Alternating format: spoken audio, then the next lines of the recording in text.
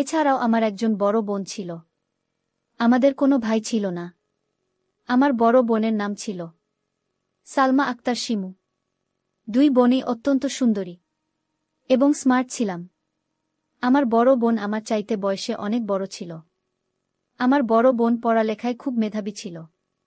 কিন্তু বাবা আমার বড় বোনের প্রতি কোনো টান ছিল না, যে কারণে আমার বাবা আমার বড় বোনকে মাত্র 18 বছর বয়সে 35 বছরের প্রবাসী মধ্যবয়স্ক এক যুবকের সাথে বাবা বিয়ে দিয়ে দেয়। বিয়েতে বড় আপু একদমই রাজি ছিল না। আপু এসএসসি পেরিয়ে ইন্টারে পা রাখতেই বাবার এই সিদ্ধান্তে বড় আপুর স্বপ্ন মাটিতে মিশে যায়।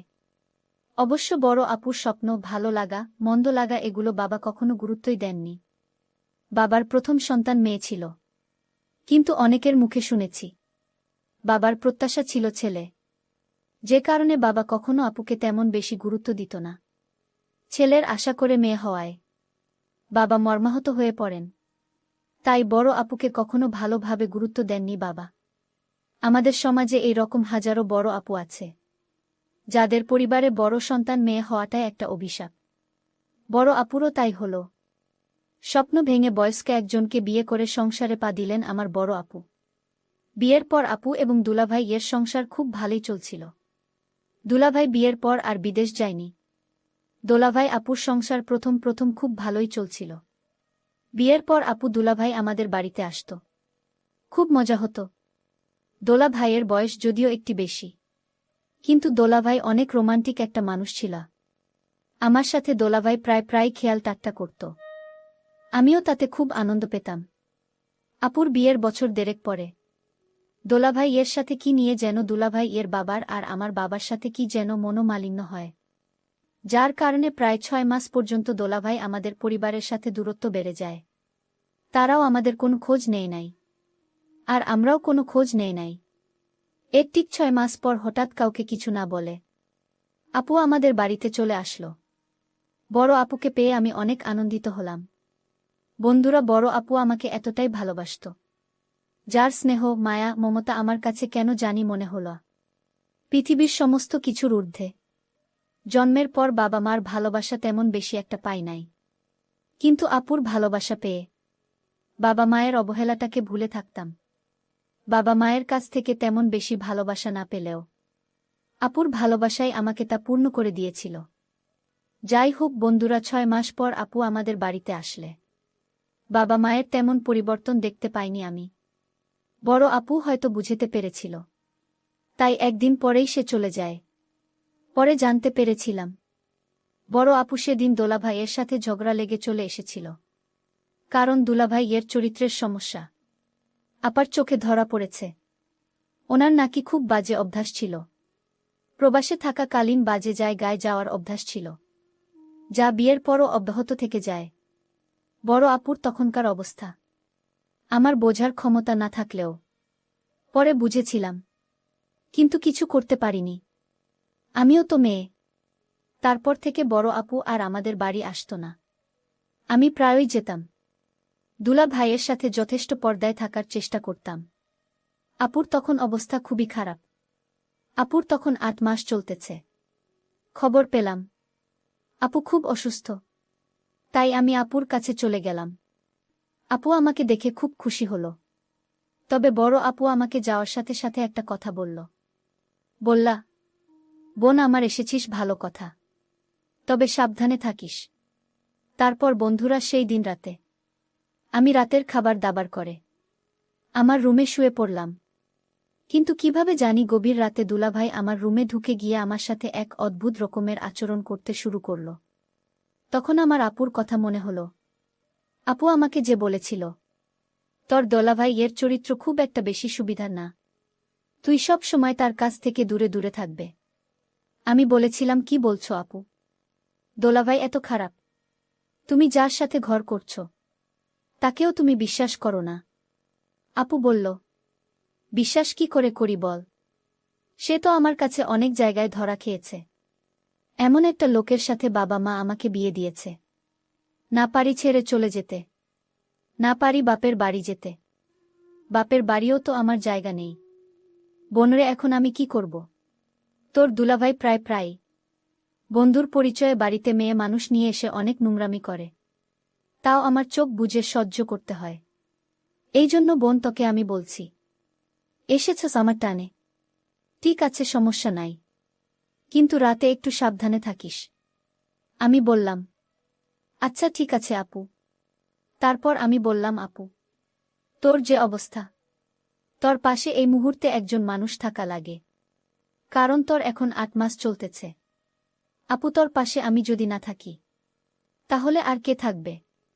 আপু তুই আমার জন্য যা করেছিস, তোর ঋণ আমি কখনো শোধ করতে পারব না আপু। তাই আমি এই সময়ে তোর পাশে থাকতে চলে আসলাম। আপু বলল, থাকতে এসেছিস ভালো কথা, তোর দুলাভাই থেকে সাবধানে থাকবে। আমি বললাম, আচ্ছা ঠিক আছে আপু। তারপর বন্ধুরা সেদিন রাতে আমি আমার রুমে ঘুমুতে চলে গেলাম। ঘুমের মধ্যেই কারো নিকট থেকে অদ্ভুত রকমের ছোঁয়া আমি অনুভব করলাম।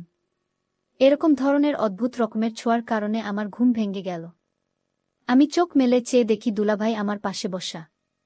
আমি বললাম, দুলাভাই, এই গভীর রাতে আপনি আমার রুমে কেন? দুলাভাই বলল, আর বইল না শালিকা, তোমার বোনের কাছে শোয়া যায় না, একটু লাগলেই ও কেমন জানি করে। ওর অবস্থা খুবই খারাপ। বুঝনা আর কয়েকদিন পর আমাদের সংসারে নতুন অতিথি আসতেছে, যে কারণেই আমি তোমার কাছে চলে আসলাম। কি শালিকা তুমি কি তোমার পাশে আমাকে জায়গা দিবে? আমি বললাম, কি বলছেন দুলাভাই, আপনার মাথা ঠিক আছে? আপনি এখান থেকে যান, নইলে আমি চিৎকার চেঁচামেচি করব। দুলাভাই আমাকে বলল, কোনো লাভ হবে না, বরঞ্চ তোমার এই কলঙ্ক লাগবে। আর তাছাড়াও আমি কিন্তু অনেক দিন ধরে কোনো কিছু করতে পারি নাই। জানোই তো তোমার বোন অসুস্থ। তোমার কাছে আমি আর কিছু চাই না, তুমি শুধু আমাকে একটু খুশি করে ফেলো। ঠিক আছে আমার মিষ্টি শালিকা। আমি বললাম, দুলাভাই, আপনি আমার সাথে এরকম ধরনের কথা বলতে আপনার লজ্জা করে না? আপনি আমার বোনকে রেখে আমার সাথে নোংরামি করার চেষ্টা করেন। আপনি আমাকে খারাপ নজরে দেখেন।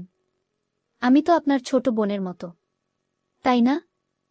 তারপর বন্ধুরা দুলাভাই আমাকে বলল, চুপ কর শালি, এতক্ষণ তোকে ভদ্রতা দেখিয়েছি, তুই যদি আজকে আমাকে কোনো কিছু না দেস, তাহলে আমি তোর কাছ থেকে জোর করে হলেও আমার উদ্দেশ্য আমি হাসিল করব। কিছুক্ষণ এই ধরনের কথা বলে বন্ধুরা দুলাভাই যেন ক্ষুধার্ত হায়ানার মতো আমার সাথে আচরণ করতে শুরু করল। দুলাভাই আমার সাথে যখন এই রকম করছে, তখন বড় আপু হঠাৎ আমার রুমে ঢুকে পড়ে এবং দোলাভাইয়ের সাথে আমার এমন অবস্থা দেখে ফেলে। আমি তখন মাথা নিচু করে দাঁড়িয়ে রইলাম। আপু ঘরে ঢুকেই আমাকে কষে একটা চট বসিয়ে দিয়ে শক্ত গলায় আমাকে বললেন, নির্লজ্জ মেয়ে, তোকে কতদিন বারণ করেছি আমার বাড়িতে না আসতে? বলি কথা কানে যায় না? এতই যখন শখ, তখন বিয়ে করে নিলেই পারিস। আমার বাড়িতে কেন আসিস তুই? আবার যদি কখনো আমার বাড়ি আসিস, তাহলে আমার মরা মুখ দেখবি, এই বলে দিলাম। কথাগুলো বলেই বড় আপু আমাকে ঘর থেকে ধাক্কা দিয়ে বের করে দিল। বড় আপুর কথাগুলো কানে ঝি ঝি পোকার মতো কানে বাজছে। যে আপু আমার পক্ষ নিয়েছিল বলে বাবার হাতে মার খেয়েছে, আজ সেই আপু আমাকে এত বাজে বাজে কথা বল কেমন করে? আমার গায়ে হাত অবধি তুল। সত্য কথা বলতে আমার দোষটা কোথায় ছিল? দুলাভাই রাতের অন্ধকারে জোর করে আমার সাথে নোংরামি করতে এসেছে, তাতে আমি কি দেশ করেছিলাম? কিন্তু তিনি যে আমার সাথে এমন অপ্রীতিকর ঘটনা ঘটাবেন, তা তো আমি ভাবতেও পারিনি। বড় ভাইয়ের মতো যাকে সম্মান করি, সে আমার দিকে অন্যভাবে নজর দিল। এটা ভাবতেই আমার ভিতরটা নাড়া দিয়ে উঠল। তার উপর বড় আপু এমন ধারায় কথা বলল, যার মানে বুঝতে পারলাম না। বড় আপু পুনরায় সন্তান সম্ভাবা। আমি তার দেখাশোনা করার জন্যই এখানে এসেছিলাম। বড় আপুর বড় ছেলেটার বয়স 2 বছর। একটা মেয়ের আশায় আবার নতুন অতিথির আগমন হতে চলেছে। তবে আজকে দুলাভাই আমার সাথে যা করল, এই বাড়িতে আর নয়। সব গুছিয়ে বড় আপুকে শেষবারের জন্য বলতে ওর ঘরের কাছে যেতেই যা শুনলাম, তাতে আমার রক্ত হিম হয়ে গেল। দুলাভাইয়ের নজর আমার উপর পড়েছিল, এই জন্যই আপু আমাকে ওর বাড়ি আসতে বারণ করেছিল। দুলাভাই নিজেই নাকি বড় আপুকে বলেছে তোমার বোনটা দেখতে অনেক নাদসু নুদুস লাগছে। বলি একদিন আমার কাছে দিলেও তো পারো। কথাটা শুনে মনের ভিতরে হাহাকার হতে শুরু করল। যাকে এত শ্রদ্ধা করলাম, সেই এমন প্রতিদান দিল। বড় আপু দুলাভাইয়ের কলার ধরে এসব বলছে, আর পাগলের মতো কাঁদছে। এই প্রথম আমাকে মায়ের মতো বোন আমাকে মেরেছে। ওর মধ্যে কি চলছে আমি তো বুঝতে পারছি। ভাবতে অবাক লাগছে, এই অমানুষটার সাথে বড় আপু এতদিন সংসার করে যাচ্ছে কিভাবে? আর করবেই না কেন? কে আছে বড় আপুর? পরিবার থেকেও তো নেই। আজ বড় আপু মেয়ে বলে আমার পরিবার। আমার বাবা মা অতিরিক্ত অবহেলায়। আমার বড় আপুর কপালে এমন অবস্থা। বড় আপুকে সেদিন কিছু না বলেই বেরিয়ে আসি। বড় আপুর কান্না আমার সহ্য করা সম্ভব ছিল না। 2 মাস পর বড় আপুর একটা ফুটফুটে মেয়ে হল। হাসপাতালে দেখতে গেলাম। মেয়েটা যেন বড় আপুর কপি। সেদিন বড় আপু আমাকে ধরে সে কি কান্না! পাগলের মতো আমার মুখে হাত বুলিয়ে বলছিল, তোর খুব লেগেছিল তাই না রে? মাফ করে দিস আমাকে। আমি বোন হয়ে তোর গায়ে হাত তুলে ভুল করেছি রে।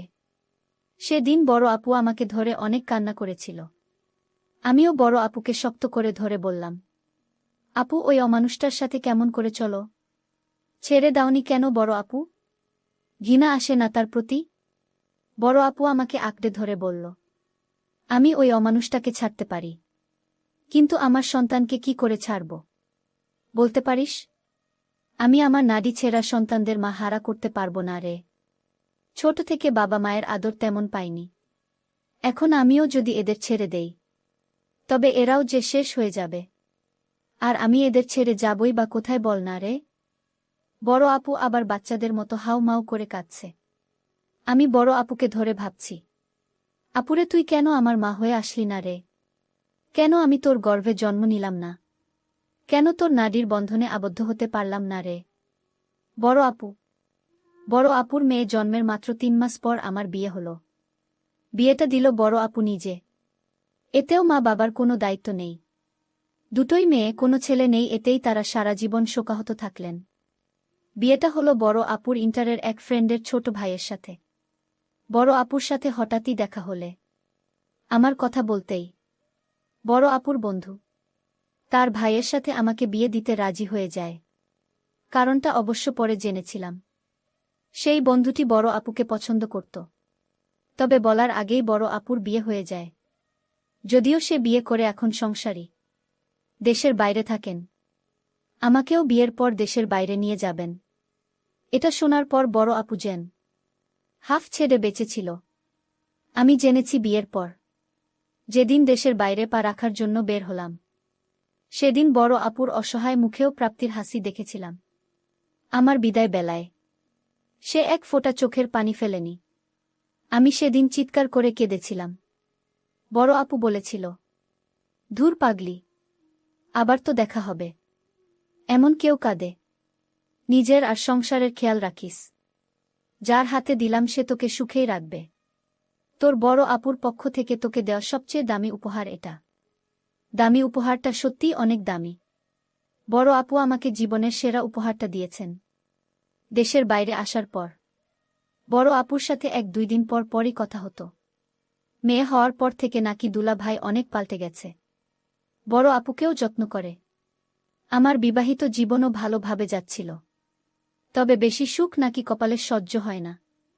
2 বছরের মাথায় একদিন ভোরে দেশ থেকে মেসেজ আসলো, বড় আপু ঘুমের মধ্যেই আমাকে রেখে না ফেরার দেশে চলে গেছে। সেই মুহূর্তে বড় আপুর ওই নিষ্পাপ ঘুমন্ত মুখটা চোখে ভাসছিল। আমার বড় আপু কত কষ্ট নিয়ে নীরবভাবে চলে গেল। একটু সুখের দেখা পেল কি পেল না। আর এখনই সে এমন জায়গায় চলে গেল, যেখান থেকে আর কোনোদিন ফিরে আসা সম্ভব না। আমি সেদিন বন্ধুরা খুব চিৎকার করে কেঁদেছিলাম। আমার চিৎকারে পুরো আকাশ বাতাস যেন বাড়ি হয়ে গিয়েছিল। আমি চিৎকার করে বলেছিলাম, আপু তুই বড় মিথ্যেবাদী। তুই বলেছিলি আবার দেখা হবে। সত্যি কি আর দেখা হবে রে বড় আপু? তোর বিয়োগ যে আমি এই জন্মে ভুলতে পারব না। বন্ধুরা, আজকে এই পর্যন্তই।